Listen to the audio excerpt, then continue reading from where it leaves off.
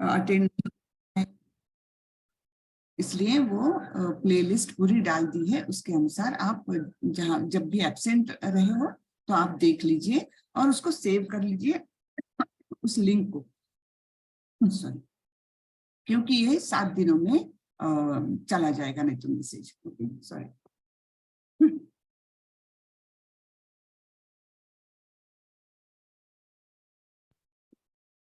चलिए मैं मंगलाचरण कर लेती हूँ, उसके बाद हम देखेंगे 11वें अध्याय में भगवान क्या क्या बताते हैं।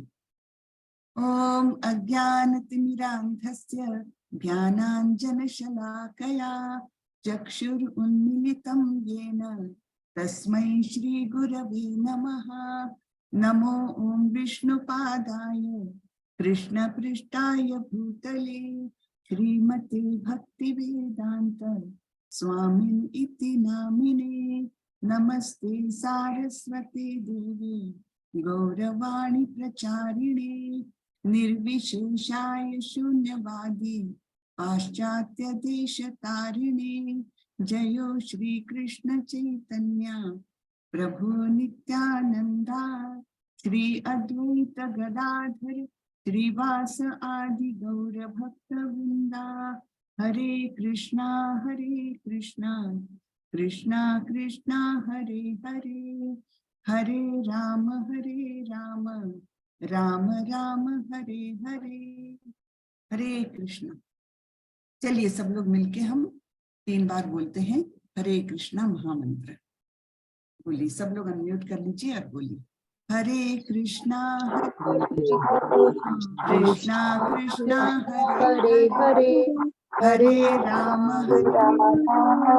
राम हरे हरे, हरे कृष्णा कृष्णा कृष्णा हरे हरे, हरे राम हरे राम हरे हरे, हरे कृष्णा कृष्णा कृष्णा हरे हरे, हरे राम राम राम हरे हरे, हरे कृष्णा हरे कृष्णा। हरे चलिए सब लोग अब म्यूट कर लीजिए और हम अपना अध्याय देखते हैं, ठीक है। तो ये है अध्याय 11वां, नाम है इसका विश्व रूप संदर्शन योग या फिर विराट रूप दर्शन, ये भी नाम है। तो हम देखेंगे भगवान क्या दिखाते हैं इस अध्याय में। बड़ा ही इंटरेस्टिंग है, एकदम नया कंसेप्ट आप लोगों को लगेगा, है ना। तो यहाँ पर अर्जुन पूछ रहे हैं भगवान को। अर्जुन उवाच मदनुग्रहाय परमं गुह्यमध्यात्म संजितं यत्त्वयोक्तं वचस्तेनं मोहोऽयं विगतो मम। अर्जुन ने कहा, आपने जिन अत्यंत गुह्य आध्यात्मिक विषयों का मुझे उपदेश दिया है उसे सुनकर अब मेरा मोह दूर हो गया है ना। यानी अब मुझे शंका नहीं रही कि मेरी एक्शन में क्या होना चाहिए। मैं क्यों सब लोगों पर दया कर रहा था, जबकि वो तो उनका शरीर जो है वो कैसा है, वस्त्रों के जैसा है। तो वस्त्रों को बचाने के चक्कर में मैं अपना क्षत्रिय धर्म भूल रहा था और जो धर्म के अनुसार मुझे अपना आचरण रखना चाहिए वो मैं भूल गया था। तो अब मेरा मोह दूर हो गया है, ठीक है। यहाँ पर तो उन्होंने बोल दिया मोह दूर हो गया है। तो तात्पर्य में श्रील प्रभुपाद कहते हैं, अब जहां तक अर्जुन की बात है उसका कहना है कि उसका मोह दूर हो गया है।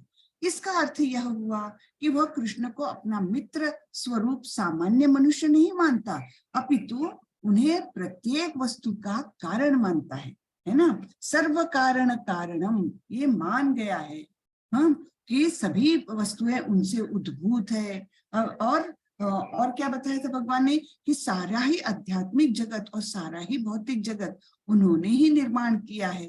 ये सब अर्जुन ने मान लिया है। अब वो उनको सामान्य मनुष्य नहीं मान रहा है और उनको भगवान मान रहा है, किंतु अब वह यह सोचता है कि भले ही वह कृष्ण को हर एक वस्तु का कारण मान ले, किंतु दूसरे लोग नहीं मानेंगे, है ना। एक मित्र मान रहा है, अपने मित्र को सर्वश्रेष्ठ मान रहा है, लेकिन दूसरे लोग इतने आसानी से मानेंगे क्या। उनको लगेगा ये तो अपने मित्र की ऐसे ही प्रशंसा कर रहा है, ऐसे ही इसको लग रहा है कि वो सर्वे सर्वा है, तो दूसरे लोग शायद ना माने। अतः इस अध्याय में यह सबों के लिए कृष्ण की अलौकिकता स्थापित करने के लिए कृष्ण से प्रार्थना करता है कि वे अपना विराट रूप दिखलाएं। कितनी अच्छी बात है ये, है ना। उस समय भी अर्जुन ने सभी सर्वसामान्य लोगों के बारे में सोचा कि मैं तो अब ये जान गया हूं, मेरे मन में तो दृढ़ विश्वास हो गया है कि कृष्ण ही भगवान है, किंतु सारे लोग तो ये नहीं मानेंगे। तो उनके लिए फिर अर्जुन क्या रिक्वेस्ट किए हैं कृष्ण को कि हे कृष्ण, मैं आपका अलौकिक जो विराट रूप है उसे मैं देखना चाहता हूँ, है ना। तो कितनी अच्छी बात है कि यहाँ पर सामान्य जनों की भी चिंता अर्जुन के मन में है। ठीक है, तो आगे बोलते हैं अर्जुन, हे कमल नेत्रों वाले, मैंने हर जीवित इकाई की उपस्थिति और गायब होने के बारे में विस्तार से आपसे सुना है, जैसा कि आपकी अटूट महिमाओं के माध्यम से महसूस किया गया। हाँ, यानी हर जीवित इकाई यानी सारे ही जीव कैसे इस भौतिक जगत में आते हैं और कैसे वे निकल जाते हैं, और फिर उनका देहांतरण भी कैसा होता है इसी भौतिक जगत में रहते हुए, ये सारी ही बातें अर्जुन ने सुनी है और जान ली है, समझ गया है, और आपकी अटूट महिमाओं के माध्यम से उसको महसूस भी किया है, कृष्ण की महिमाओं से महसूस भी किया है। हे पुरुषोत्तम, हे परमेश्वर, यद्यपि आपको मैं अपने समक्ष आपके द्वारा वर्णित आपके वास्तविक रूप में देख रहा हूं, किंतु मैं यह देखने का इच्छुक हूं कि आप इस दृश्य जगत में किस प्रकार प्रविष्ट हुए। मैं आपके उसी रूप का दर्शन करना चाहता हूँ। यानी भगवान तो उसके समक्ष कैसे खड़े हैं, द्विभुज रूप में, जो उनका साक्षात रूप है, जो उनका प्रत्यक्ष रूप है, जिस रूप में वे गोलोक वृंदावन में भी रहते हैं, उसी रूप में वे यहाँ साक्षात अर्जुन के सामने खड़े हैं। लेकिन अर्जुन क्या जानना चाहता है कि ये भौतिक जगत की निर्मित तो की यहाँ पर आपने, लेकिन उसमें आप प्रविष्ट कैसे हुए, है ना। प्रविष्ट होते समय आपको कितनी सारी रचनाएं करनी पड़ी होगी, तो उन सभी रचनाओं के बारे में मैं जानने के लिए उत्सुक हूँ और उसी रूप का मैं दर्शन करना चाहती हूँ, है ना। तो हे प्रभु, हे योगेश्वर, यदि आप सोचते हैं कि मैं आपके विश्व रूप को देखने में समर्थ हो सकता हूँ, तो कृपा करके मुझे अपना असीम विश्व रूप दिखलाइए।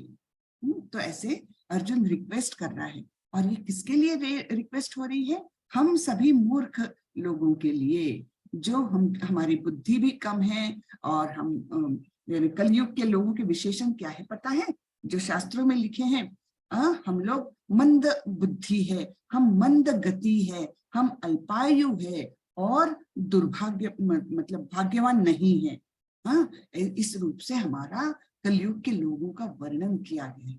हम अल्पायुषी भी है, बहुत कम 100 साल की मैक्सिमम उम्र रहती है हमारी, और अभी तो हम देखते हैं 50, 60, 70 साल में भी लोग जाते ही हैं। हाँ, दूसरा अपना शरीर दूसरा ग्रहण करते ही हैं। तो हम बहुत ही अल्पायु है, अल्प बुद्धि है, मंद गति है, और आलसी भी है। सभी ये विशेषण कलयुग के लोगों के लिए लगाए गए हैं शास्त्रों में। हाँ, ठीक है।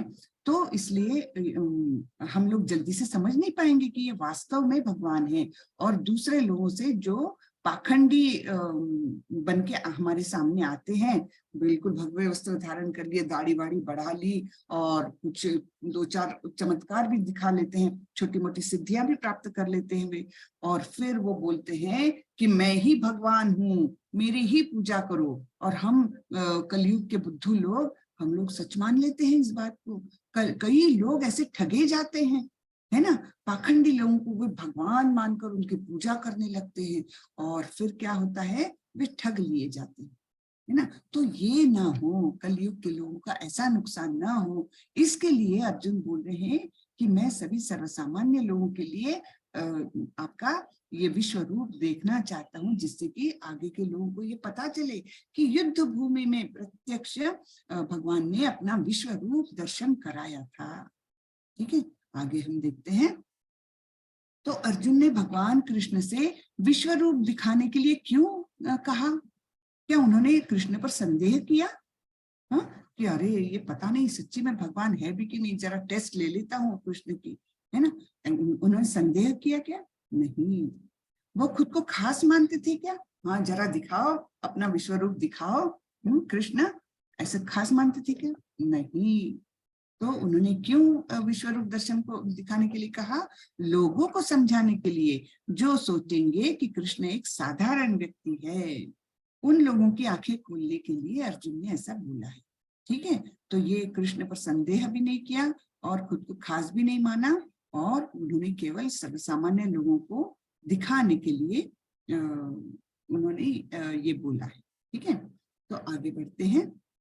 जैसे ये एक साधु बाबा, उन्होंने ऐसी एक मनुष्य को ठगना चाहा और फिर थोड़े एक दो चमत्कार दिखा करके क्या बोले? मैं परमेश्वर हूँ। तो अगर इस व्यक्ति ने भगवत गीता पढ़ी है, उसे भगवत गीता का ज्ञान है, तो वो क्या बोलेगा? अच्छा, मुझे सार्वभौमिक रूप तो दिखाइए, अब भगवान है ना, तो जरा मुझे सार्वभौमिक यानी ये विश्व रूप दिखाएं। तब फिर क्या हो जाएगा? अरे बाप रे, वो क्या बोलेंगे? नहीं नहीं नहीं, मैं परमेश्वर नहीं हूँ, है ना, और वो वहां से भाग खड़े हो जाएंगे। ठीक है ना। फिर आगे बढ़ते हैं। भगवान ने कहा, अर्जुन, हे पार्थ, अब तुम मेरे ऐश्वर्य को, सैकड़ों हजारों प्रकार की दैवी तथा विविध रंगों वाले रूपों को देखो। अब भगवान दिखाना चालू करेंगे। हे भारत, लो, तुम आदित्यों, वसुओं, रुद्रों, अश्विनी कुमारों तथा अन्य देवताओं के विभिन्न रूपों को यहाँ देखो। तुम ऐसे अनेक आश्चर्यमय रूपों को देखो जिन्हें पहले न तो किसी ने देखा है और न ही उसके बारे में सुना है। ठीक है, तो ऐसा आश्चर्यजनक ऐसा रूप भगवान दिखाने जा रहे हैं। हे अर्जुन, तुम जो भी देखना चाहो उसे तत्क्षण मेरे इस शरीर में देखो। तुम जो भी देखना चाहो, तुम्हारी इच्छा के अनुसार इस शरीर में तुमको वो चीज दिख सकती है। तुम इस समय तथा भविष्य में भी जो भी देखना चाहते हो, उसको यह विश्व रूप दिखाने वाला है। यानी पहले का क्या हो गया है, अभी वर्तमान में क्या चीजें हैं, या भविष्य में क्या होने वाला है, इन सभी का दृश्य स्वरूप तुम यहाँ देख सकते हो। यहाँ एक ही स्थान पर चर अचर सब कुछ है। पूरी ही सृष्टि एक ही स्थान पर है। कितना अद्भुत हुआ होगा, है ना। ये हम पढ़ते हैं तब भी हमको ऐसे रोंगटे खड़े हो जाना जिसे कहते हैं ना, वैसा लगता है कि सभी कुछ एक स्थान पर, सभी सृष्टि चर अचर, सारी ही सृष्टि, भूत भविष्य वर्तमान, सब कुछ जो चाहे वो, जो जिस चीज की इच्छा करो वो तुम मेरे शरीर में देख सकते हो। यानी वो कितना अद्भुत दृश्य होगा, हम केवल सोच ही सकते हैं, केवल कल्पना ही कर सकते हैं, अपनी छोटी सी बुद्धि से कल्पना कर सकते हैं, है ना। किंतु तुम मुझे अपनी इन आंखों से नहीं देख सकते, अतः मैं तुम्हें दिव्य आंखें दे रहा हूँ। अब मेरे योग ऐश्वर्य को देखो। तो भगवान ने उन्हें ऐसी दिव्य आंखें दी कि जिसके कारण वे सब कुछ देख सकते थे। और आगे आएगा शायद कि भगवान का वो स्वरूप जो था वो इतना तेजस्वी था जैसे हजारों सूर्य आकाश में आ गए। एक ही सूर्य को हम अपनी आंखों से नहीं देख सकते, तो हजारों सूर्य एक साथ अगर वहां है, अगर आकाश में लगते हो, इतना तेजस्वी प्रकाश है, तो फिर उसके लिए तो हमारी सामान्य आंखें तो काम की ही नहीं है। और इसके लिए भगवान ने उन्हें दिव्य। संजय उवाच, अब संजय यहाँ पर राजमहल में बैठे बैठे भी ये सब कुछ देख पा रहे हैं। उन्हें किसने दिव्य दृष्टि दी है? उन्हें दिव्य दृष्टि दी थी व्यास मुनि ने। ओके, तो संजय उवाच एवं मुक्त्वा ततो राजन महायोगेश्वरो हरिः दर्शयामास पार्थाय परमं रूपम ऐश्वरम। संजय ने कहा, हे राजा, इस प्रकार कहकर महायोगेश्वर भगवान ने अर्जुन को अपना विश्व रूप दिखलाया। महायोगेश्वर भगवान को हम योगेश्वर तो कहते ही हैं, यहाँ पर उनको महायोगेश्वर बोलते थे। योगों के ईश्वर, सभी योग जो उनके चरणों में जैसे पड़े हैं, है ना, सारे ही योग उनके भी ईश्वर है। तो महायोगेश्वर ऐसा उनका वर्णन कर रहे हैं संजय। ठीक है, और बता रहे हैं धृतराष्ट्र को कि कैसे वे विश्व रूप दिखलाने लग गए। ठीक है। अर्जुन ने इस विश्व रूप में असंख्य मुख, असंख्य नेत्र तथा असंख्य आश्चर्यमय दृश्य देखे। यह रूप अनेक दैवी आभूषणों से अलंकृत था और अनेक दैवी हथियार उठाए हुए था। वह दैवी मालाएं तथा वस्त्र धारण किए थे और उस पर अनेक दिव्य सुगंधियां लगी थी। सब कुछ आश्चर्यमय, तेजमय, असीम तथा सर्वत्र व्याप्त था। यानी जब विश्व रूप दिखाया, सर्वत्र व्याप्त हो गया वो, आकाश से लेकर जमीन तक सारा कुछ उस विश्व रूप ने व्याप्त कर लिया। और उसमें अर्जुन ने कितनी सारी आश्चर्यजनक चीजें देखी और कितनी सारी दिव्य सुगंधियां भी उन्हें महसूस हुई। ठीक है। यदि आकाश में हजारों सूर्य एक साथ उदय हो तो उनका प्रकाश शायद परम पुरुष के इस विश्व रूप के तेज की समता कर सके। यानी हजारों सूर्य, आप कल्पना ही करिए कितना तेजस्वी तेज रहा होगा, है ना। तो इस विश्व रूप का तेज ऐसा था कि जैसे कि आकाश में हजारों सूर्य आए हैं। उस समय अर्जुन भगवान के विश्व रूप में एक ही स्थान पर स्थित हजारों भागों में विभक्त ब्रह्मांड के अनंत अंशों को देख सका। ठीक है। यानी भगवान जो अपने श्वास से निकालते हैं कारण लोकशाही विष्णु के रूप में या महाविष्णु के रूप में, तो ऐसे हजारों ब्रह्मांड रहते हैं। तो अर्जुन ने एक ही स्थान पर स्थित हजारों भागों में विभक्त ब्रह्मांड के अनंत अंशों को भी देखा। हाँ, ऐसे भी देखा उन्होंने, एकदम आश्चर्यचकित हो गए। तब मोहग्रस्त एवं आश्चर्यचकित रोमांचित हुए अर्जुन ने प्रणाम करने के लिए अपना मस्तक झुकाया और वह हाथ जोड़कर भगवान से प्रार्थना करने लगे। अब इतना दिव्य स्वरूप जब देखेंगे तब क्या होगा, है ना। उनके तो हाथ जुड़ गए, एकदम नम्र हो गए। कहाँ वो मित्रता का भाव था और अब कहाँ एकदम नम्र शरणागत, ऐसे अद्भुत रूप को देखकर वे प्रार्थना करने लग गए। अर्जुन ने कहा, हे भगवान कृष्ण, मैं आपके शरीर में सारे देवताओं तथा अन्य विविध जीवों को एकत्र देख रहा हूँ। सारे ही देवता उनको वहां पर दिखाई दे रहे थे। मैं कमल पर आसीन ब्रह्मा, शिव जी तथा समस्त ऋषियों एवं दिव्य सर्पों को भी देख रहा हूँ। हाँ, उन्हें वहां पर ब्रह्मा जी भी दिखाई दिए और शिव जी भी दिखाई दिए और सारे ही देवतागण दिखाई दिए और दिव्य सांप भी दिखाई दिए। सभी प्राणी दिखाई दिए उन्हें। हे विश्वेश्वर, हे विश्वरूप, मैं आपके शरीर में अनेकानेक हाथ, पेट, मुंह तथा आंखें देख रहा हूँ जो सर्वत्र फैले हैं और जिनका अंत ही नहीं है। आप में ना अंत दिखता है, ना मध्य, ना आदि, क्योंकि वो विराट रूप इतना फैला हुआ था कि वो शुरुआत कहाँ से हो रही है और अंत कहाँ से हो रहा है और मध्य कहाँ पर है, कुछ भी दिखाई नहीं दे रहा था। और उन्हें क्या क्या दिखाई दे रहा था, सारे देवता लोग दिख रहे थे, सारे ऋषिगण दिख रहे थे और ऐसा लग रहा था सारे जगह पर हाथ फैले हुए हैं, अनेकानेक हाथ और अनेकानेक मुंह और अनेक पेट, ये सारा ही शरीर, इतने सारे शरीर उनको उसमें दिख रहे थे। आपके रूप को उसके चकाचौंध के कारण देख पाना कठिन है, क्योंकि वह प्रज्वलित अग्नि की भांति अथवा सूर्य के अपार प्रकाश की भांति चारों ओर फैल रहा है। हाँ? तो इस चकाचौंध के कारण वो रूप को मैं देख नहीं पा रहा हूं, क्योंकि वो सर्वत्र फैला हुआ है। तो भी मैं इस तेजो में रूप को सर्वत्र देख रहा हूं, जो अनेक मुकुटों, गदाओं तथा चक्रों से विभूषित है। सभी कुछ अर्जुन को दिखाई दिया कि इतने सारे मुकुटधारी देवता लोग और अन्य जो भी लोग हैं, मुकुट अनेकानेक दिख रहे हैं और क्या देखा उन्होंने, और सबके हाथों में विविध शस्त्र है, उसमें अनेक गदा भी उन्हें दिखाई दी और अनेक चक्र भी दिखाई दिए। ठीक है। आप परम आद्य ज्ञेय वस्तु है। ज्ञेय यानी जो जानने लायक, जिसका ज्ञान प्राप्त करना चाहिए उसे बोलते ज्ञेय। हाँ, आप परम आद्य ज्ञेय वस्तु है, यानी आपके बारे में हमने ज्ञान प्राप्त करना चाहिए, ऐसे आप हैं। आप इस ब्रह्मांड के परम आधार, आश्रय स्थान है। आप अव्यय तथा पुराण पुरुष है।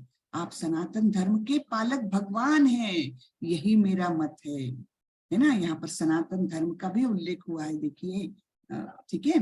तो सनातन धर्म क्या, सनातन यानी क्या, बहुत पुराना, जो हमेशा से रहा है, उसको बोलते हैं सनातन। तो हमारे धर्म को क्या कहा जाता है, सनातन धर्म, क्योंकि ये कब से चालू हुआ ये पता ही नहीं। और धर्म यानी क्या, धर्म यानी भगवान के आदेश। तो धर्म किसे कहते हैं, जो भगवान, धर्मम इति साक्षात भगवत प्रणीत, धर्मम इति साक्षात भगवत प्रणीत, जो भगवान बोलते हैं, जो भगवान आज्ञा देते हैं, वही धर्म है। तो ऐसा ये सनातन धर्म के पालक भी आप हैं, यही मेरा मत है। आप आदि मध्य तथा अंत से रहित है, आपका यश अनंत है, आपकी असंख्य भुजाएं हैं और सूर्य चंद्रमा आपकी आंखें हैं। मैं आपके मुख से प्रज्वलित अग्नि निकलते और आपके तेज से इस संपूर्ण ब्रह्मांड को जलते हुए देख रहा हूं। कितना अद्भुत वर्णन है ये, देखो, है ना। तो यानी आदि मध्य अंत तो नहीं दिख रहा है, और आपका यश कैसा है, अनंत है, उसका भी कोई एंड नहीं है। और असंख्य भुजाएं, भुजाएं यानी हाथ है, और सूर्य और चंद्रमा आपकी आंखें हैं। मैं आपके मुख से प्रज्वलित अग्नि निकलते और आपके तेज से इस संपूर्ण ब्रह्मांड को जलाते हुए देख रहा हूँ। यद्यपि आप एक है, किंतु आप आकाश तथा सारे लोगों एवं उनके बीच के समस्त आकाश में व्याप्त हैं। आप हो तो एक ही, मुझे समझ में आ रहा है, आप एक ही हो, आप ही से सारे देवता लोग निकले हैं, आप ही में भूत भविष्य वर्तमान है, और आप ही से पूरी चराचर सृष्टि निकली है। लेकिन आपका रूप इतना बड़ा हो गया है कि सारे ही आकाश को उसने व्याप्त कर लिया है। हे महापुरुष, आपके इस अद्भुत तथा भयानक रूप को देख के सारे लोग भयभीत हैं, है ना। इतना वो अद्भुत था कि बाप रे, लोग देखने वाले भयभीत हो गए थे, डर गए थे कि अरे बाप रे, ये कैसा रूप हमें दिखाई दे रहा है, ये क्या हमें दिखाई दे रहा है, इसके कारण हमें कोई हानि तो नहीं पहुंचेगी, हम तो उसके सामने चींटी भर भी नहीं है। तो सारे ही विश्व को ये व्याप्त कर रहे हैं, तो इनके सामने हम तो कुछ भी नहीं है। और ऐसा ये विराट रूप कहीं हम सभी लोगों को खत्म ना कर दे, है ना। तो इस प्रकार वे भयभीत हो रहे हैं। देवों का सारा समूह आपकी शरण ले रहे हैं और आप में प्रवेश कर रहे हैं। उनमें से कुछ अत्यंत भयभीत होकर हाथ जोड़े आपकी प्रार्थना कर रहे हैं। महर्षियों तथा सिद्धों के समूह कल्याण हो कहकर वैदिक स्तोत्रों का पाठ करते हुए आपकी स्तुति कर रहे हैं। तो ऐसे जो महर्षि थे, महाऋषि जो थे, वो क्या कर रहे थे, कल्याण हो, सबका कल्याण हो, ऐसे कहकर वैदिक स्तोत्र बोल रहे थे। हे महाबाहु, आपके इस अनेक मुख, नेत्र, बाहु, जांघ, पांव, पेट तथा भयानक दांतों वाले विराट रूप को देखकर देवता गण सहित सभी लोग अत्यंत विचलित हैं, और उन्हीं की तरह मैं भी हूँ, है ना। तो अर्जुन भयभीत भी हो गया और मन से विचलित भी हो गया। ये अलग अलग रस दिखाई दे रहे हैं, है ना। रस जो है ना, 5 प्राइमरी रस होते हैं और उसके 7 सेकेंडरी रस होते हैं। तो ये 5 तो मैंने बताया था आपको कौन से हैं, शांत रस, फिर दास्य रस, फिर साख्य रस, फिर वात्सल्य रस, और 5वां है माधुर्य रस। ये 5 मेन रस होते हैं, और फिर उसके साथ 7 रस जो है वो उसके सब्सिडियरी होते हैं। तो ये भय वगैरह जो है ना, ये सेकेंडरी रस में आता है। तो हे सर्वव्यापी विष्णु, नाना ज्योतिर्मय रंगों से युक्त आपको आकाश का स्पर्श करते, मुख फैलाए तथा बड़ी बड़ी चमकती आंखें निकाले देखकर भय से मेरा मन विचलित हो। यानी अब अर्जुन भयभीत हो गए हैं उनका वो रूप देख करके, जबकि अर्जुन तो इतने बड़े महान योद्धा थे और कृष्ण के सखा थे। उसके बाद भी जब उन्होंने ऐसा रूप दिखाया तो अर्जुन भयभीत हो गए। मैं न तो धैर्य धारण कर पा रहा हूं और मानसिक संतुलन ही पा रहा हूं, नहीं पा रहे हूं। तो धृतराष्ट्र के सारे पुत्र अपने समस्त सहायक योद्धाओं के सहित तथा भीष्म, द्रोण, कर्ण एवं हमारे प्रमुख योद्धा भी आपके विकराल मुख में प्रवेश कर रहे हैं। उनमें से कुछ के शिरों को तो मैं आपके दांतों के बीच चूर्णित हुआ देख रहा हूँ। यानी यहाँ पर ये देखिए, यहाँ पर छोटा सा वो दिखाए हैं, एक प्रकार से ये सारे लोग, सारे कौरव, उनके साथी भीष्म, द्रोण, कर्ण और इनके तरफ के योद्धा भी इस एक प्रकार से खींचे जा रहे हैं एक मुख में। वो मुख किसका है? काल रूप का। काल यानी क्या होता है? काल यानी समय भी होता है और काल यानी मृत्यु भी होता है। तो समय को इसलिए हम बोलते हैं ना, समय को कभी बर्बाद नहीं करना चाहिए, क्योंकि वो भी ईश्वर का ही रूप है, काल स्वरूप। तो काल के दो अर्थ होते हैं, काल यानी समय जिसे हमने वेस्ट नहीं करना चाहिए, और काल यानी मृत्यु। तो अर्जुन बोल रहे हैं कि आपके इस रूप में सारे ही जीव, यहाँ पर उपस्थित सारे कौरव और उनके पक्ष के सारे लोग और अनेक लोग हमारे पक्ष से भी जैसे खींचे जा रहे हैं, और मुंह के अंदर जाने के बाद दांतों तले वे चूर्णित हो रहे, उनका चूरा हो रहा है। इस प्रकार का काल रूप भयानक उन्होंने देखा और वे एकदम ही विचलित हो गए हैं। हाँ, जिस प्रकार नदियों के अनेक तरंगे समुद्र में प्रवेश करती है, उसी प्रकार ये समस्त महान योद्धा भी आपके प्रज्वलित मुखों में प्रवेश कर रहे हैं। हाँ, तो कैसे, जैसे नदियां जैसे समुद्र की ओर खींची जाती है और उसमें प्रवेश करती है, वैसे ही ये योद्धा लोग आपके मुंह में खींचे जा रहे हैं जैसे। और वहां पर वो काल रूप जो है वो उन्हें दांतों तले रौंद रहा है। यानी क्या कि उन सभी योद्धाओं की मृत्यु हो रही है। अब ये कैसे क्या दिखाई दे रहा है? क्योंकि भगवान भविष्य बता रहे हैं। तो ये काल का चक्र जैसे होता है ना, उसके अनुसार ये चक्र बताए है ना। और उसमें क्या लिखा है? भगवान ने कहा समस्त जगतों के विनष्ट करने वाला काल मैं ही हूँ। सभी जगतों को विनष्ट करने वाला काल मैं ही हूँ, और मैं यहाँ समस्त लोगों का विनाश करने के लिए आया हूँ। ठीक है, भगवान ने भविष्यवाणी कर दी कि मैं क्यों आया हूँ यहाँ पर, इन सभी लोगों की मृत्यु का कारण बनने, इनको मृत्यु के मुख में ढकेलने के लिए मैं आया हूँ। हाँ, तुम्हारे यानी पांडवों के सिवाय दोनों पक्षों के सारे योद्धा मारे जाएंगे। सारे ही योद्धा मारे जाएंगे। ये कृष्ण ने साफ शब्दों में युद्ध चालू होने के पहले ही भगवद गीता के 11वें अध्याय में स्पष्ट रूप से बोल दिया है। और फिर क्या बोलते हैं भगवान? तस्मात् उत्तिष्ठ, नहीं, तस्मात् उत्तिष्ठ यशो लभस्व जित्वा शत्रुन् भुङ्क्ष राज्यं समृद्धं मयैवैते निहता पूर्वमेव निमित्त मात्रम भव सव्यसाचिन। अतः उठो। तो क्या बोला है? पहले तो कि सारे ही लोग मृत्यु के तरफ बढ़ेंगे, सारे ही लोगों की मृत्यु हो जाएगी, इसलिए अब तुम उठो, लड़ने के लिए तैयार हो और यश अर्जित करो। यानी यद्यपि भगवान ने सब निश्चित किया हुआ था, उसके बाद भी अपने भक्त को वो क्रेडिट देने के लिए बोल रहे हैं कि ये तो सब होना ही है, अब इसका कम से कम क्रेडिट तुम ले लो, है ना। यानी भगवान कितने उदार हृदय है। देखिए, वो तो चाहे तो चुटकी भर में एक मतलब सब कुछ कर सकते थे, लेकिन वे अर्जुन से करवा रहे हैं, इसलिए कि पूरी दुनिया अर्जुन को एक महान योद्धा और पांडवों को महान शक्तिशाली योद्धा के रूप में और न्याय के लिए लड़ने वालों के रूप में उनको याद करे। इसलिए भगवान ये सारा क्रेडिट अर्जुन को देना चाह रहे हैं। सो अतः उठो, लड़ने के लिए तैयार हो और यश अर्जित करो, अपने शत्रुओं को जीत कर संपन्न राज्य का भोग करो। ये सब मेरे द्वारा पहले ही मारे जा चुके हैं, और हे सव्यसाची, तुम तो युद्ध में केवल निमित्त मात्र हो सकते हो। यानी तुम ऐसे मत सोचो कि तुम बड़े योद्धा हो इसलिए तुम मार सकोगे। पहले भी एक अध्याय में भगवान ने बोला था ना कि कोई भी कर्म के फल का अपने आप को अधिकारी मत समझो। कर्मण्येवाधिकारस्ते मां फलेषु कदाचन मां कर्म फल हेतुर्भुर माते संगोत्स्व अकर्मणि। इसमें बताया था ना कि ऐसा भी नहीं है कि तुम कर्म फल के कारण हो, वैसा नहीं है। कर्म फल के कारण बनने में बहुत सारे फैक्टर्स होते हैं, केवल तुम्हारा अकेले का श्रेय नहीं होता वो।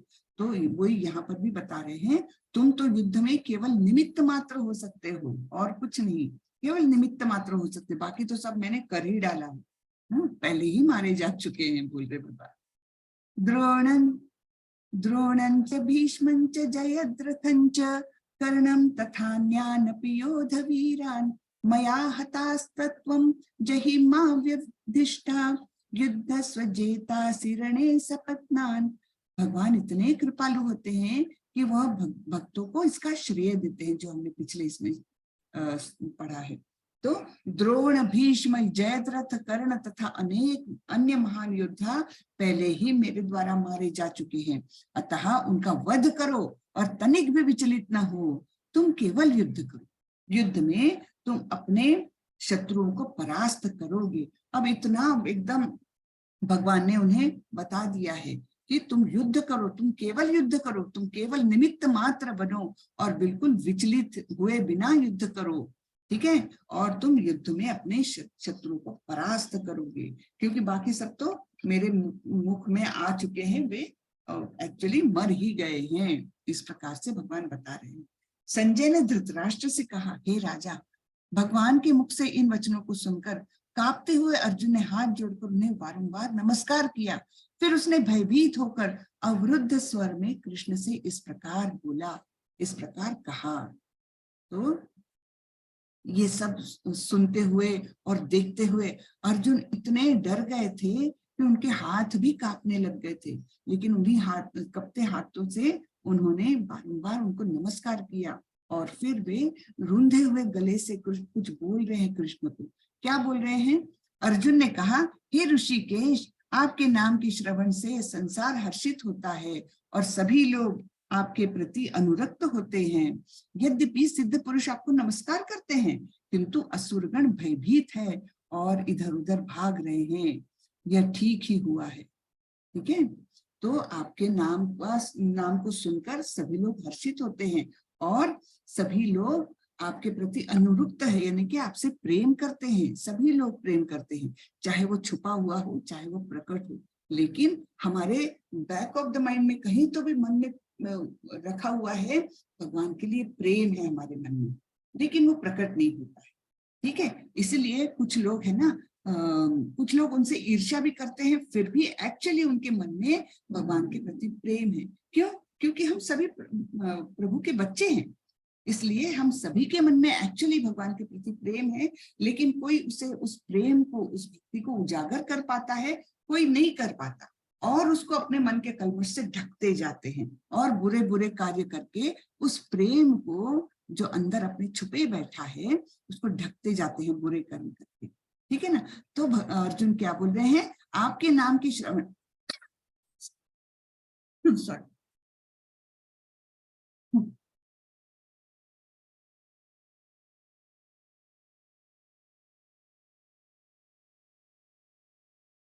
आपका नाम सुनकर पूरा ही संसार कैसा होता है? खुश होता है और आपके प्रति उनके मन में प्रेम है।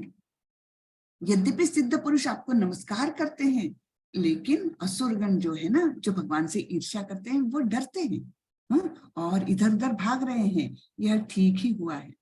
हे महात्मा, आप ब्रह्मा से भी बढ़कर है। क्यों? क्योंकि ब्रह्मा को तो निर्माण ही किया है कृष्ण ने, तो आप ब्रह्मा से भी बढ़कर है। आप आदि सृष्टा है, यानी ओरिजिनल क्रिएटर कौन है? कृष्ण है। और ब्रह्मा जी कौन है? सेकेंडरी क्रिएटर है। Primary creator Krishna, secondary creator Brahma ji. Brahma ji को निर्माण करने के बाद भगवान ने उनको बुद्धि दी कि किस प्रकार सृष्टि का सृजन करना है, और फिर ब्रह्मा जी ने फिर आगे की सृष्टि रचाई है, ठीक है। तो वही अर्जुन बोल रहे हैं कि आप आदि सृष्टा है ना, प्राइमरी क्रिएटर है, तो फिर आपको सादर नमस्कार क्यों न करे।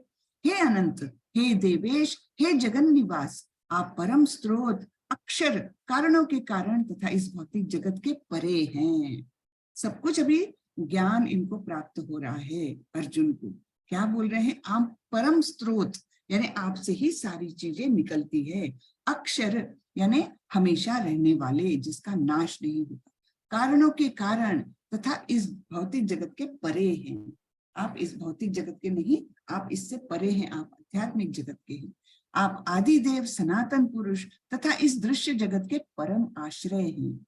आप सब कुछ जानने वाले हैं और आप ही सब कुछ है। जो जानने योग्य है। गेय जो है ना, गेय जिसे बोलते हैं वो क्या है, जानने योग्य आप ही है।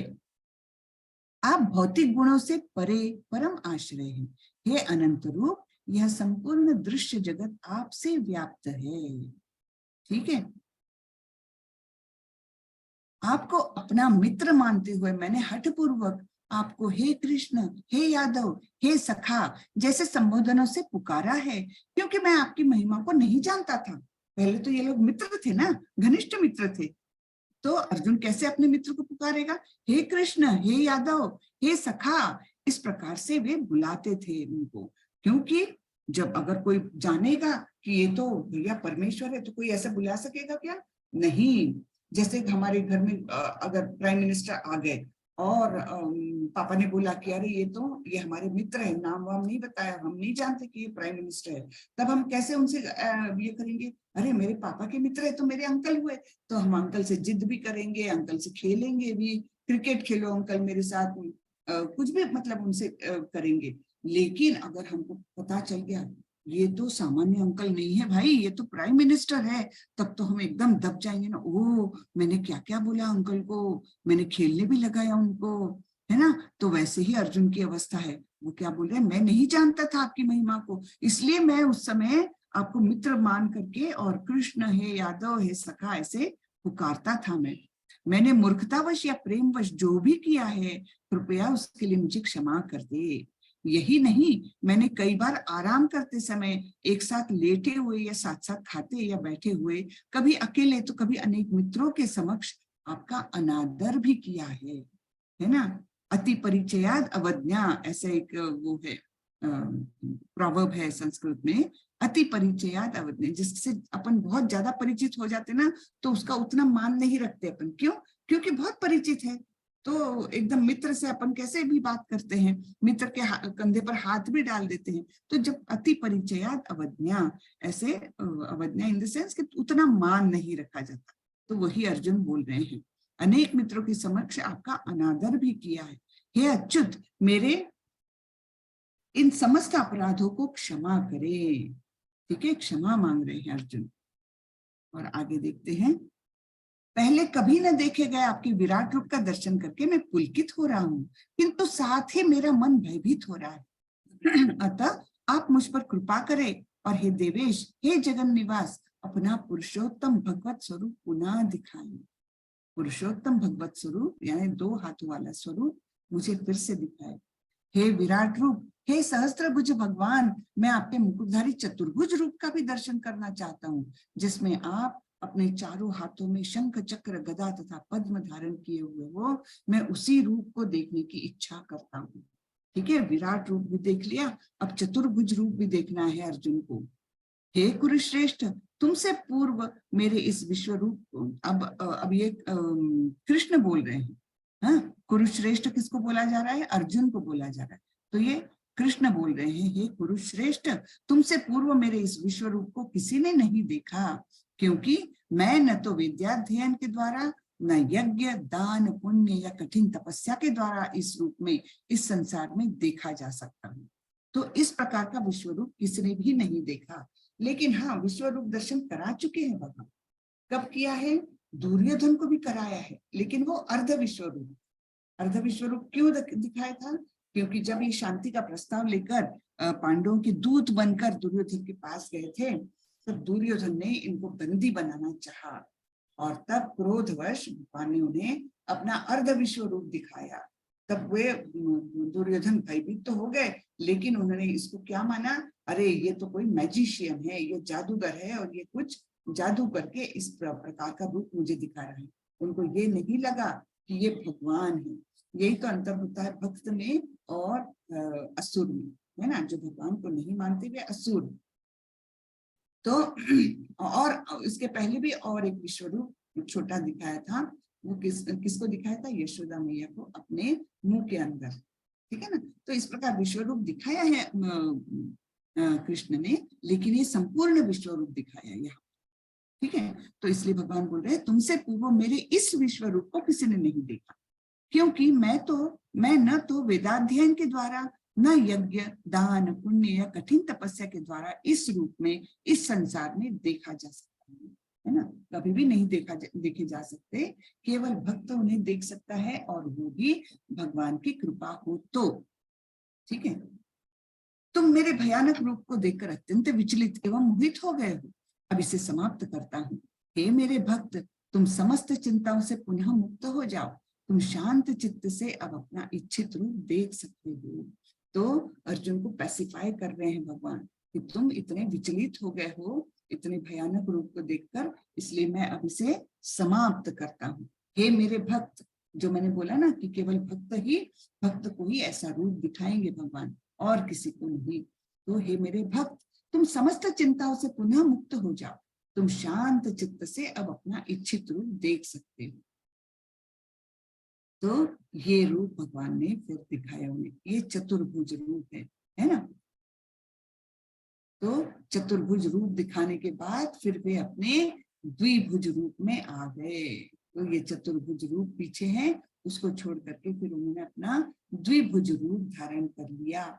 संजय ने धृतराष्ट्र से कहा, अर्जुन से इस प्रकार कहने के बाद भगवान कृष्ण ने अपना असली चतुर्भुज रूप प्रकट किया और अंत में 2 भुजाओं वाला रूप प्रदर्शित करके भयभीत अर्जुन को धैर्य बंधाया कि तुम डरो मत, मैं वो ही हूँ, तुम्हारा मित्र हूँ, ऐसे रूप दिखाया। जब अर्जुन ने कृष्ण को उनके आदि रूप में देखा तो कहा, हे जनार्दन, आपके इस अतीव सुंदर मानवीय रूप को देखकर अब मैं स्थिर चित्त हूँ। अब मैं आपके 2 भुजाओं वाले सुंदर रूप को देखकर मैं अब शांत हो गया हूँ, ऐसे बोल रहे हैं।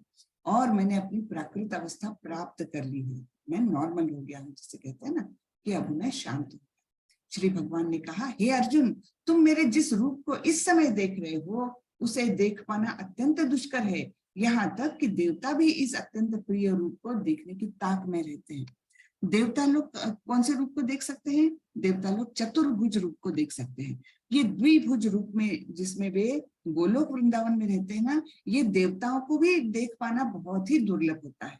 बहुत दुर्लभता से देवता लोग भी इस द्विभुज रूप को, जो बहुत ही सुंदर है, श्याम सुंदर स्वरूप है, उसे देवता लोग भी देख नहीं पाते हैं। ठीक है, तो यहाँ तक कि देवता भी इस अत्यंत प्रिय रूप को देखने की ताक में रहते हैं, उन्हें इच्छा रहती है किसी भी प्रकार हमें ये द्विभुज रूप का दर्शन हो जाए। ठीक है, भक्त्या त्वनन्यया शक्यम अहमेवं विधोर्जुन ज्ञातुं द्रष्टुं च तत्त्वेन प्रवेष्टुं च परन्तप। हे अर्जुन, केवल अनन्य भक्ति द्वारा मुझे उस रूप में समझा जा सकता है जिस रूप में मैं तुम्हारे समक्ष खड़ा हूँ। तो बार बार भगवान बोलते हैं केवल भक्ति द्वारा ही मुझे पा सकते हैं कोई, है ना। ज्ञान या कर्म योग, ज्ञान योग, अष्टांग योग, ये सारे क्या है, ये सारे फलित होते हैं भक्ति योग पर जाने के बाद, और भक्ति योग में जाने के बाद फिर हम भगवान का साक्षात ये श्याम सुंदर रूप देख सकते हैं। ठीक है, और इसी प्रकार मेरा साक्षात दर्शन भी किया जा सकता है। केवल इसी विधि से तुम मेरे ज्ञान के रहस्य को पा सकते हो। ठीक है, इसी विधि से, इसी कार्यकलापों से, यानी भक्ति से ही तुम मेरे ज्ञान के रहस्य को भी पा सकते हो, है ना। एक श्लोक में बताया है ना भगवान ने, ददाति बुद्धि योगम तम ये न माम उपयांति ते, है ना। जो भक्त मेरी सतत चिंतन करता है, सतत मुझे नमस्कार करता है और मेरी भक्ति में लीन रहता है, उसे मैं अपने आप ही बुद्धि योग देता हूँ जिससे वो मेरे मुझ तक आ सके। ऐसे 10वें अध्याय में भगवान ने बोला हुआ है। ठीक है, अब ये मत कर्म कृन् मत परमो मद भक्तः संग वर्जितः निर्वैरः सर्वभूतेषु यस्य मामेति पांडव। ये श्लोक 11वें अध्याय का आखिरी श्लोक है और इसे एक श्लोकी भगवत गीता भी कहा जाता है। हमने चतुश्लोकी भगवत गीता देखी 10वें अध्याय में, और ये 11वें अध्याय का आखिरी का जो श्लोक है 55 नंबर का, तो उसे कहा जाता है एक श्लोकी भगवत गीता। इसमें पूरा भगवत गीता का सार आ जाता है। भगवान क्या बोलते हैं, हे अर्जुन, जो व्यक्ति सकाम कर्मों तथा मनोधर्म के कल्मश से मुक्त होकर मेरी शुद्ध भक्ति में तत्पर रहता है, जो मेरे लिए ही कर्म करता है, जो मुझे ही जीवन लक्ष्य समझता है और जो प्रत्येक जीव से मैत्री भाव रखता है, वह निश्चय ही मुझे प्राप्त करता है। सारे क्वालिफिकेशंस बताए हैं भगवान ने, तो हमें इन्हीं क्वालिफिकेशंस को प्राप्त करना है। और उसके बाद भगवान क्या बोलते हैं, वो निश्चय ही मुझे प्राप्त कर सकता है। तो हमको सकाम कर्म नहीं करने हैं। कैसे कर्म करने हैं, निष्काम कर्म, जिसका फल हम अर्पण करते हैं भगवान को, उसके फल की अपेक्षा किए बिना कर्म करते हैं, है ना। फिर कर्म भी कैसे करने हैं, आध्यात्मिक कर्म, यानी जो कर्म करते हुए भी हम भगवान को अर्पण करें। और मनोधर्म के कल्मश, मनोधर्म के कल्मश कौन से हैं, एक मिनट, मनोधर्म के काम, क्रोध, लोभ, मोह, मद, मत्सर, ये 6 कल्मश है भगवान अपने मन के, है ना। काम, क्रोध, लोभ, मोह, मद, मत्सर, ये 6 क्या है, मन के अपने कल्मश है। तो उनसे मुक्त होना है, यानी हमारे मन से ये सारे मैलापन जो है, जो गंदगी है, इनको हमें साफ करना है। मेरी शुद्ध भक्ति में तत्पर रहता है, ठीक है, जो मेरे लिए ही कर्म करता है। हाँ, सारे कर्म जो करेगा वो भगवान को अर्पण करते हुए करेगा, जो मुझे ही जीवन लक्ष्य समझता है। हमारा मनुष्य जीवन का लक्ष्य क्या होना चाहिए, इसके बारे में हमने पहले भी बात कर चुके हैं। मनुष्य जन्म हमें मिला है तो हमारा लक्ष्य एक ही होना चाहिए कि इस जन्म मृत्यु जरा व्याधि के चक्कर से हमें निकलना है। बहुत हो गया, हमने बहुत बार जन्म ले चुके, करोड़ों जन्म ले चुके, और उसके बाद हमको 84 लाख योनियों के बाद ये मनुष्य शरीर मिला है।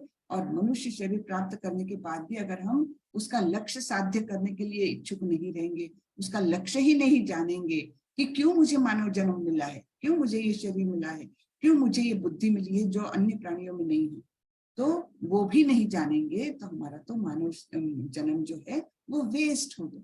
फिर हम जाएंगे, नहीं तो अगर खराब काम करेंगे तो फिर हम निचले योनियों में जाएंगे, फिर जन्म मृत्यु जन्म मृत्यु जन्म मृत्यु, कितने, बस अभी बहुत हो गए, है ना।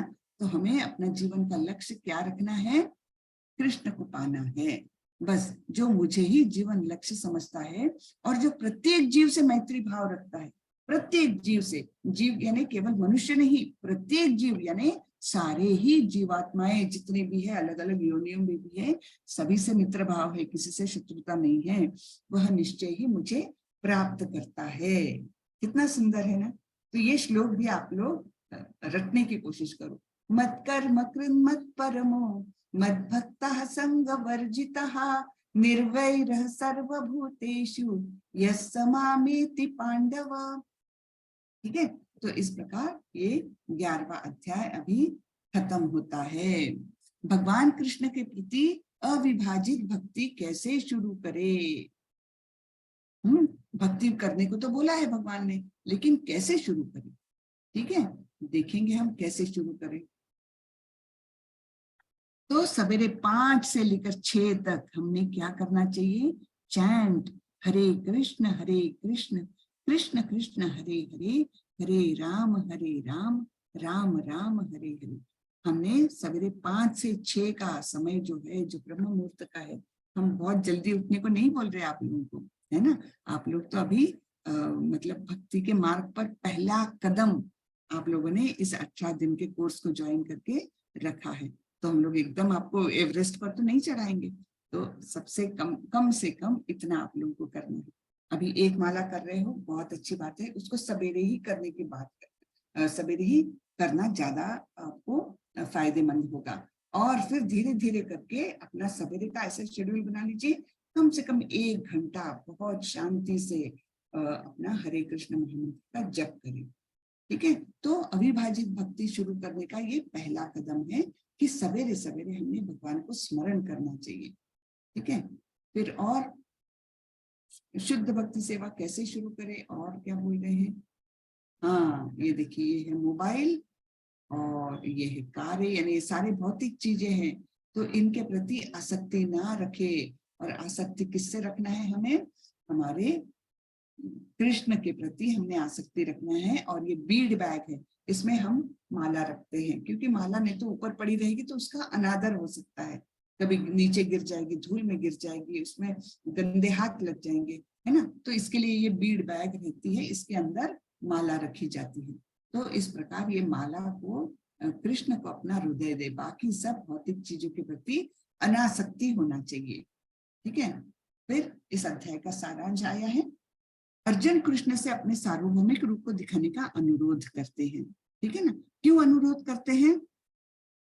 कि खुद के लिए नहीं करते, वे जानते हैं कि भगवान तो कृष्ण है, कृष्ण ही भगवान है, ये जानते हैं। लेकिन सर्वसामान्य लोगों को ये पता चले कि कृष्ण वास्तविक भगवान है, इसलिए वे उन्हें सार्वभौमिक रूप यानी विराट रूप दिखाने के लिए विनती करते हैं।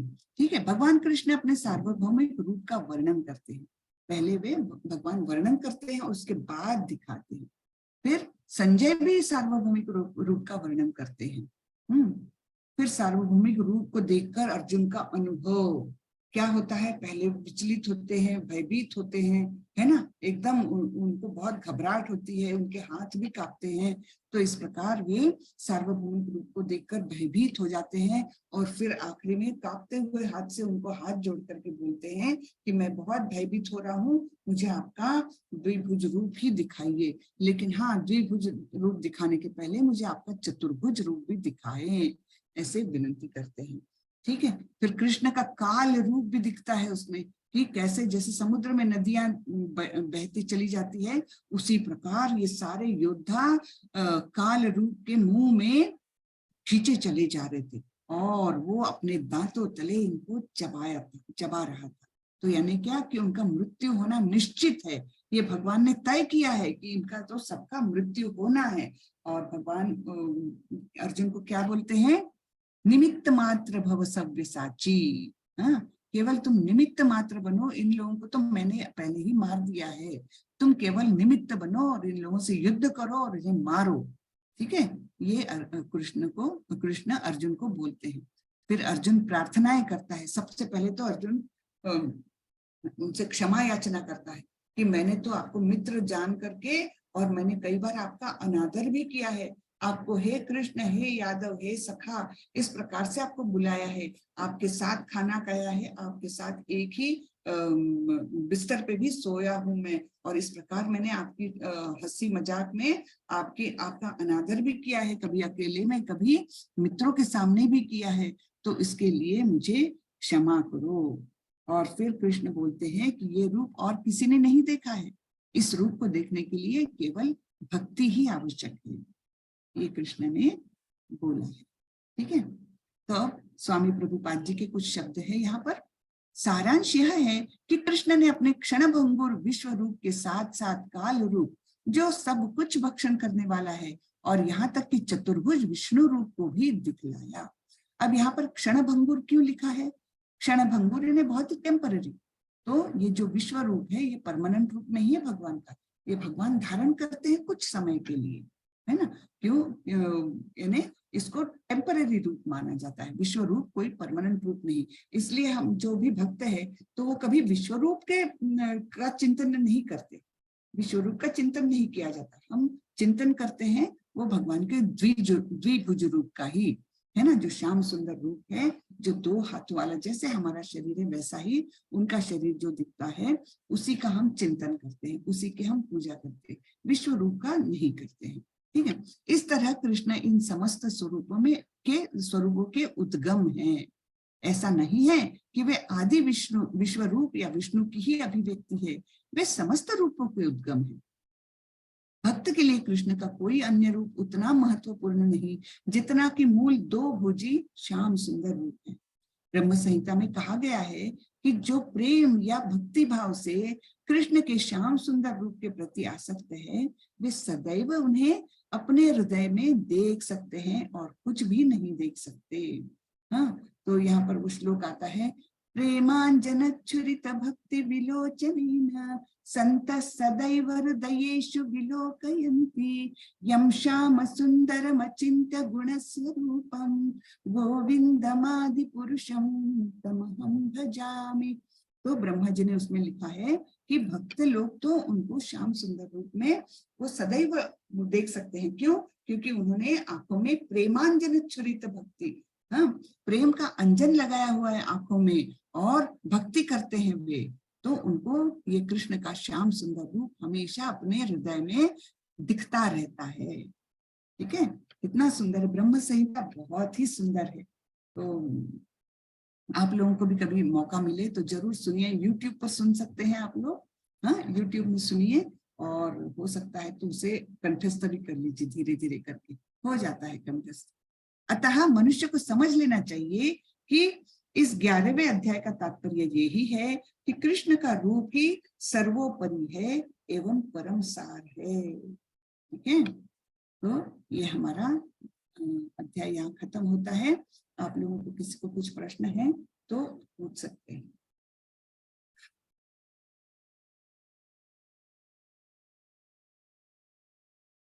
हरे कृष्ण। आर्यन, आपको कुछ पूछना है? हरे कृष्ण माता जी। हरे कृष्ण, बोलिए। माता जी ये पूछना था कि हमेशा भक्ति करना पॉसिबल तो होता है नहीं, मतलब अभी कॉलेज लाइफ है, फिर बड़े होंगे, जैसे लिखा है भागवतम में कि ऐसे कि जो भी पढ़ें कृष्ण का पढ़ें, जब भी ध्यान करें कृष्ण का ध्यान करें, तो वो वैसा पॉसिबल तो हो नहीं पाता है इस समय, तो क्या करें उसके लिए? आपको कहीं तो भी स्टार्ट करना पड़ेगा। जैसे हम एवरेस्ट के लिए भी निकले तो घर से बाहर एक कदम, पहला कदम तो होता है ना। अभी आप पहला कदम लीजिए। हम ये नहीं बोलते कि बिल्कुल आप 24 घंटे भक्ति कर सकते हैं, नहीं कर सकते, भगवान ने भी नहीं बोला है ना। नियत कर्म करना है, आपका अभी पढ़ाई का एज है तो आपको पढ़ाई करना है, लेकिन पहला कदम रखिए। क्या एक माला से चालू करिए, ज्यादा नहीं।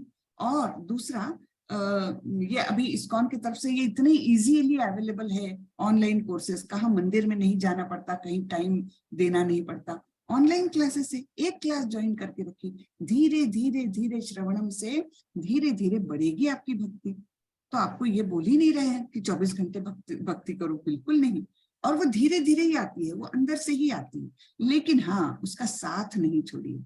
आप एक माला करते रहिए और एक कोई ना कोई क्लास से जुड़े रहिए, जिससे आपको श्रवणम हो, है ना, भक्तों का संग मिले। ये वर्चुअल संग ही सही, लेकिन भक्तों की संगति बहुत इंपॉर्टेंट है, बहुत ही इंपॉर्टेंट है। तो ये दो चीजें करेंगे ना, उसमें भी आप धीरे धीरे अपने आप ही आपको कोई कष्ट लेने की जरूरत नहीं पड़ेगी। आपका क्या होगा मैं बताऊं, आपका धीरे धीरे आप कॉलेज जाते हैं, पढ़ाई करते हैं, लेकिन टीवी भी देखते होंगे, दोस्तों के साथ गपशप करते होंगे 1-2 घंटा, हाँ, मोबाइल पर घंटों घंटों बात करते होंगे, कितना टाइम वेस्ट होता है। आप अपने मन से ही धीरे धीरे क्या होगा, ये सब यहाँ से टाइम छट करके आप कुछ ना कुछ भगवान का पढ़ने लग जाओगे या भगवान का सुनने लग जाओगे। तो ये टाइम जो वेस्ट होता है ना, उसी को करते हैं ऐसा। और मैं आपको बताऊं, हमारी जो अभी एक गुरु है, शिक्षा गुरु, वो अमेरिका में डॉक्टर है और वो हमारे रोज सवेरे 5:45 बजे क्लास लेती है।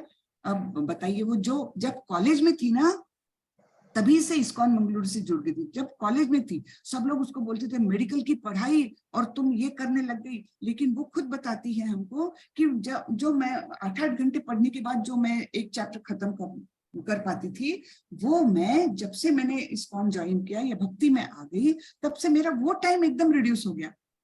तो मुझे जल्दी ग्रास्पिंग होने लग गया, मुझे जरूरत ही नहीं थी कि रोज मैं 8-8 घंटा पढूं। 2-3 घंटे में मेरी पढ़ाई खत्म हो जाती थी और मुझे इसमें इतनी रुचि आ गई थी। तो वो आज पेडियाट्रिक डॉक्टर है, पेडियाट्रिशियन है बहुत बड़े हॉस्पिटल में, और वो हमको रोज पढ़ाती भी है, वो खुद रोज भी पढ़ती भी है, उन्होंने दीक्षा भी ली है, सब कुछ। तो ऐसा नहीं है कि इट इज नॉट पॉसिबल, ऐसे अनेक है। ये मैं एक उदाहरण दे रही हूँ आपको। एक और हमारे गुरु है, वो सिंगापुर में बैठे हैं, वो भी हमारे क्लासेस लेते हैं, वो भी इंजीनियर है, वो स्टूडेंट लाइफ से ही वो जुड़े हुए हैं प्रभु जी से, जो हमारे नाम निष्ठा दास प्रभु जी से, वो भी उनसे स्टूडेंट लाइफ से ही जुड़े, वो भी इंजीनियरिंग कॉलेज में थे।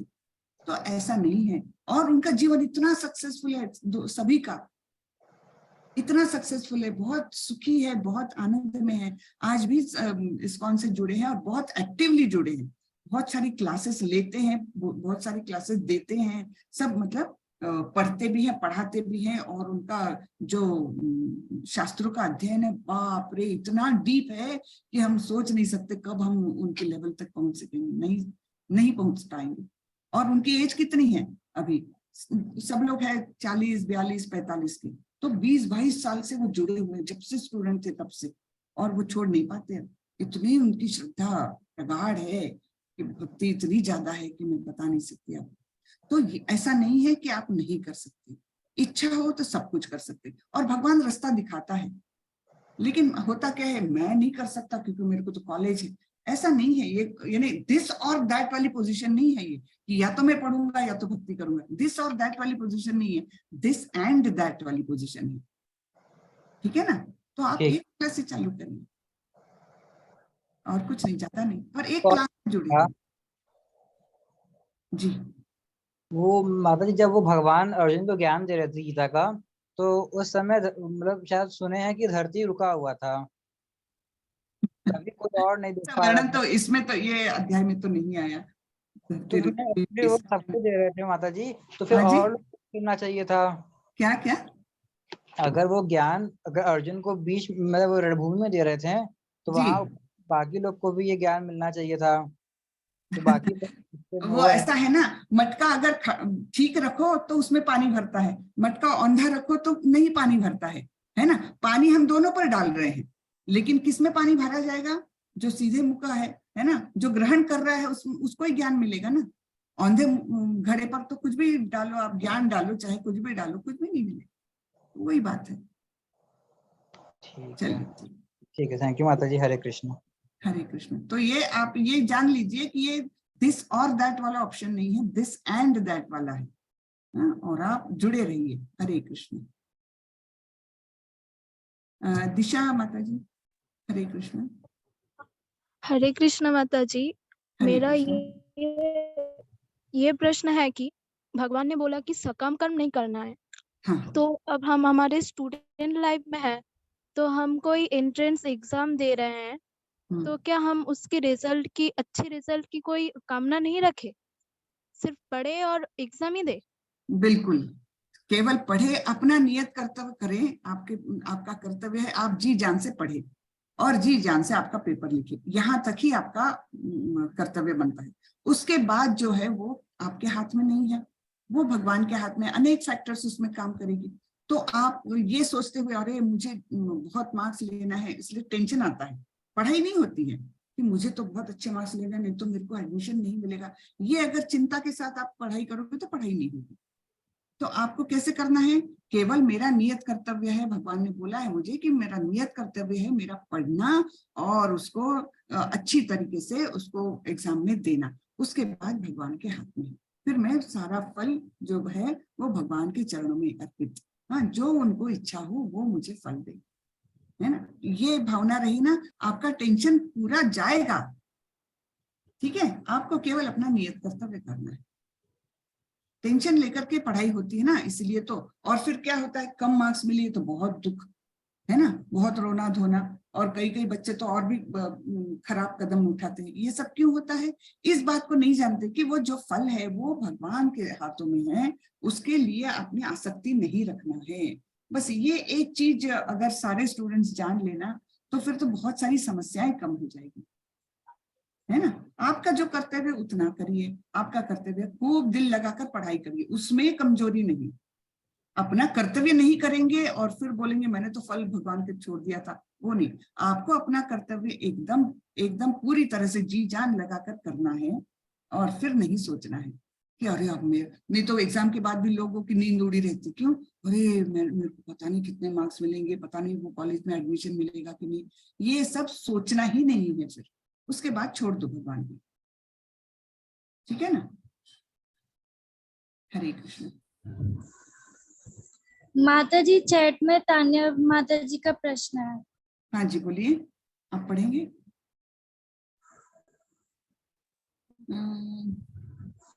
माता जी, क्या संजय ने भी दिव्य विराट को देखा? यस, देखा, देखा उन्होंने भी। फिर किसी ने पूछा है सतयुग में क्या होता है? सतयुग में क्या होता है? यानी जो नहीं,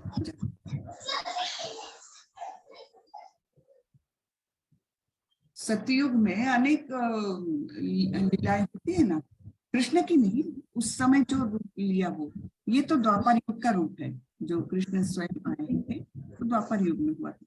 सत्य लोक में तो अलग अलग दूसरे ये को है। भागवतम में सब कुछ लिखा है, आप पढ़ सकते हैं अगर, तो बहुत सारा ज्ञान इसमें, बहुत ही सारा ज्ञान। ठीक है माता जी, हमारे पास जप माला नहीं है, क्या हम फिंगर पर माला कर सकते हैं? आप कर सकते हैं, लेकिन जल्दी से जल्दी माला ले लीजिए या तो ऑर्डर कर दीजिए, ऑनलाइन आपको घर में बैठे मिल जाएगी। उसका लिंक भी दिया हुआ है आपके व्हाट्सएप ग्रुप के डिस्क्रिप्शन में, तो जल्दी से जल्दी लेने की कोशिश करें। तब तक नाम लेना नहीं, ऐसा नहीं है, आप नाम जप करते रहिए उंगली के सहारे। ठीक है, इस्कॉन मेंबरशिप लेने पर हमारी क्या क्या रिस्पॉन्सिबिलिटीज होती है माता जी?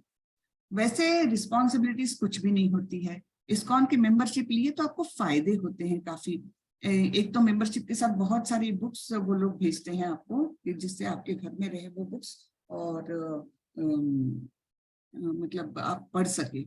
उसका कुछ अमाउंट देना पड़ता है लाइफ मेंबरशिप के लिए, और फिर कुछ और भी फायदे रहते हैं, जैसे आपके बर्थडे पर वो एक पुष्पांजलि एक अर्पित करेंगे आपका नाम लेकर, आपका गोत्र वगैरह बता करके। फिर हर बड़े फेस्टिवल में आपके घर तक प्रसाद आ जाता है, हाँ, उस पूजा का प्रसाद भेजते हैं ऑन बाय पोस्ट। और भी बहुत सारे वो उनके गेस्ट हाउसेस में आप जाके रह सकते हैं, कुछ नॉमिनल वो लेकर के, नॉमिनल फीस लेकर के, तो आप उनके गेस्ट हाउसेस रहते हैं, वहां आप रह सकते हैं। ऐसे फायदे ही हैं उसके, बहुत सारे फायदे हैं। ठीक है, फिर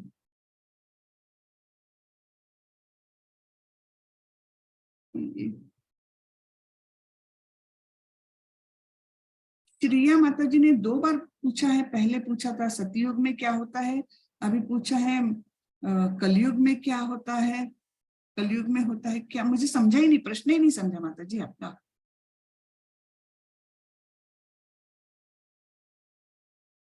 मेंबरशिप कहाँ से लेते हैं और कैसे?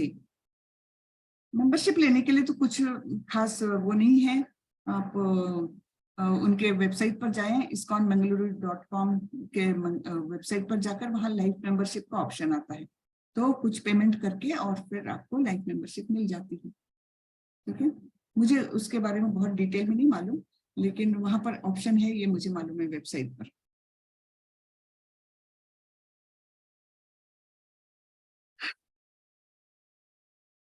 मेंबरशिप लेने के लिए कितना अमाउंट, अब ये हर मंदिर पर डिपेंड करता है।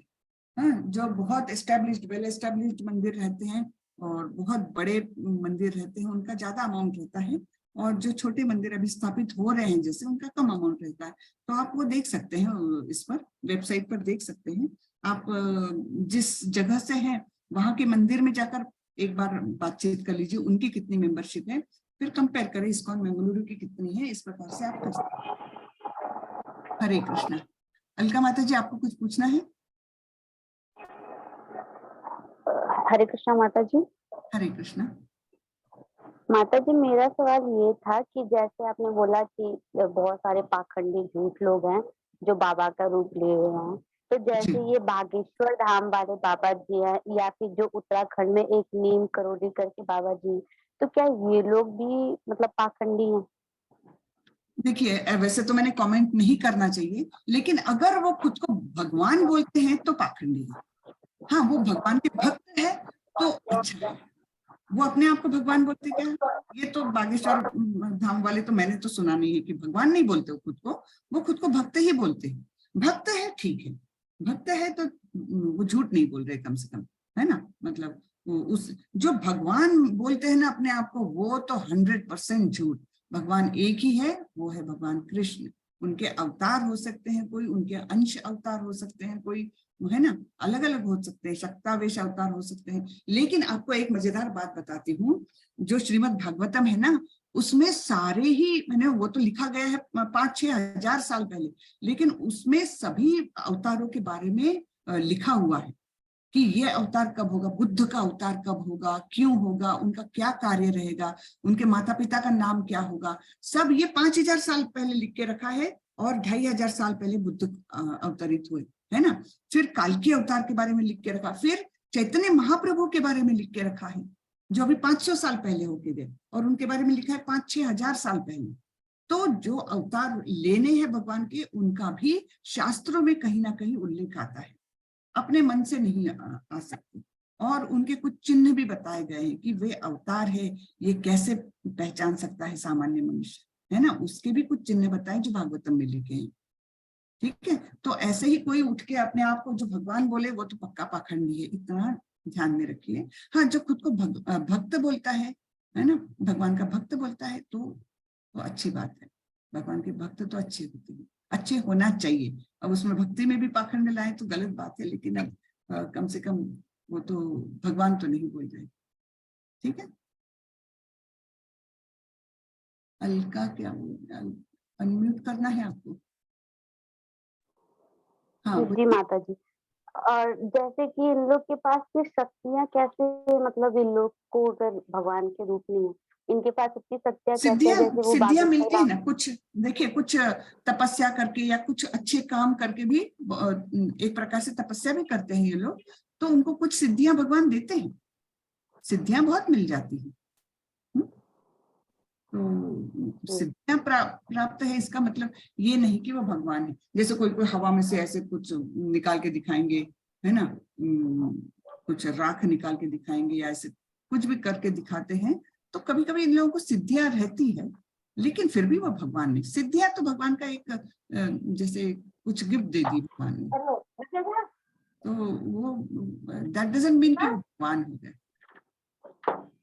भागवतम में सबका उल्लेख है, जो जो अवतार हुए हैं ना, अंश अवतार, पूर्ण अवतार जो भी हुए, तो उनका भागवतम में उल्लेख है। तो हमने अपने शास्त्रों को पढ़ना चाहिए। हम लोगों में सबसे बड़ी कमी क्या है कि हम अपने शास्त्रों को पढ़ते ही नहीं है। हम कुछ तो भी सुनते हैं आधा अधूरा, इधर से उधर से, और वो खिचड़ी दिमाग में पक जाती है।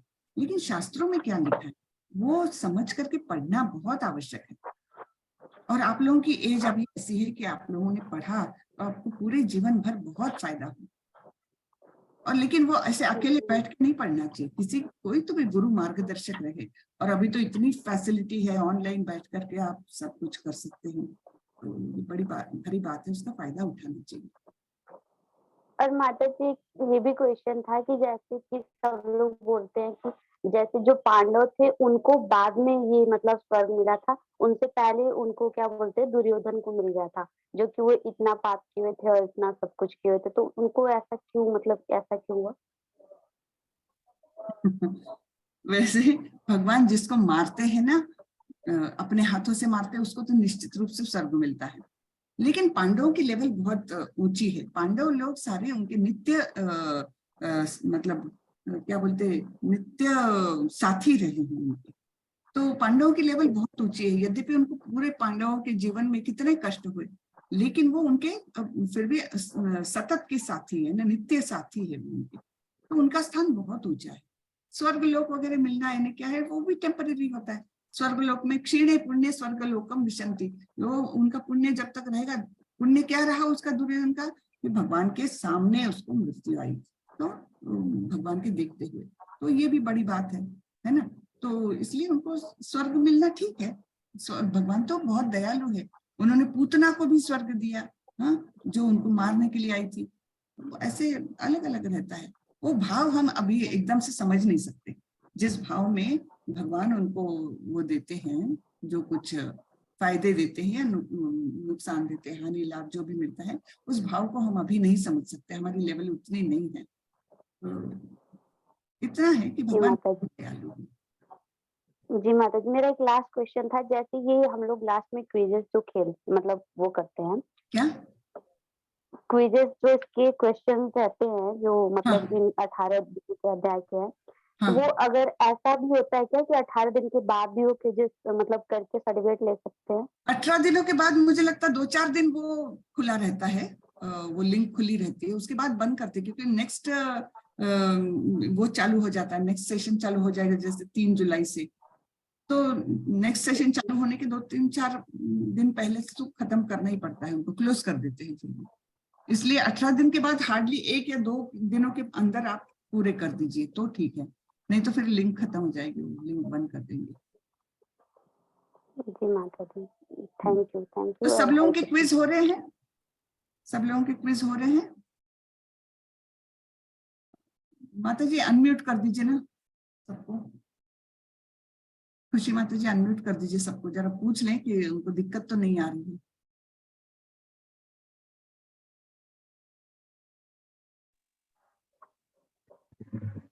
सब लोग अनम्यूट कर लीजिए, एक एक जन बताइए। क्विज हो रहे हैं सबके? जी माता जी। जी माता जी, तो 3 तक कोई किया है। दिक्कत तो नहीं है ना अभी? Very good. किसके नहीं नहीं, माता जी। किसके दिन नहीं हो रहे हैं जरा बताएं। हरे किसके कृष्णा नहीं? माता जी।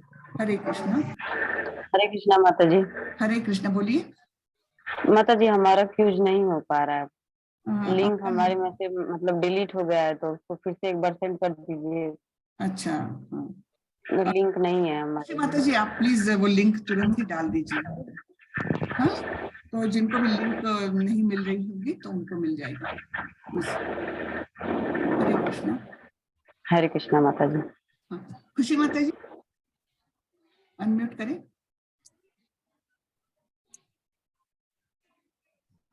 हाँ खुशी माता जी आप जरा लिंक डाल देंगे जरा फिर से। जी माता जी मैं डाल। हाँ, और किसी को कोई दिक्कत हो तो खुशी माता जी को आप लोग व्हाट्सएप कर सकते हैं। और किसी को दिक्कत है क्या? हैंड रेस करें अगर किसी का दिक्कत है तो। सब लोग कर रहे हैं क्विज? कर रहे हैं लगता है, पता नहीं। ठीक है, तो उनको एक बार और लिंक डाल दीजिए और फिर से लिख दीजिए जरा कि सब लोग क्विज सॉल्व करे करके। और 18 दिन के बाद हार्डली 1-2 दिन के अंदर वो लिंक बंद हो जाती है, तो उसके बाद नहीं कर पाएंगे। तो इसलिए रोज के रोज अगर करते रहें तो ज्यादा अच्छा है। ठीक है, चलिए तो आज का हम यही खत्म करते हैं क्लास। वाचा कल्पतरुभ्यस्य कृपा सिंधुभ्यैव च पतितानां पावनेभ्यो वैष्णवेभ्यो नमो नमः। अनंत कोटि वैष्णव वृंद की जय। श्रीला प्रभुपाद की जय। हरे कृष्ण। हरे कृष्ण सभी को। हरे कृष्ण।